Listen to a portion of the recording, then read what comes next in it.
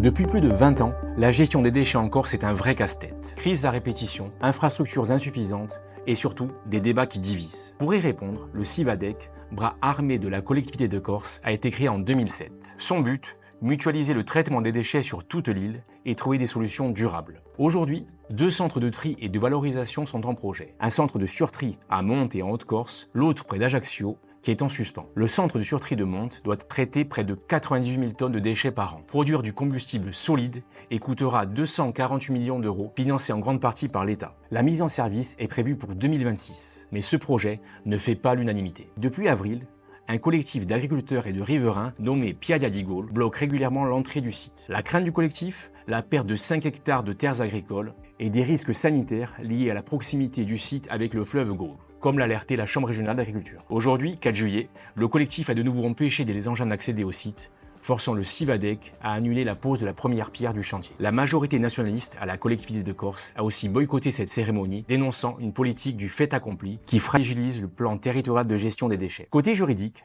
plusieurs associations et agriculteurs ont déposé un recours pour stopper les travaux. Leur demande d'urgence a été rejetée, mais la justice doit se prononcer sur le fond dans quelques mois. Enfin, une enquête du parquet national financier examine le montage économique du projet. Le centre de surtri de Monte illustre parfaitement la complexité de la gestion des déchets en Corse, entre urgence écologique, enjeux économiques et tensions locales.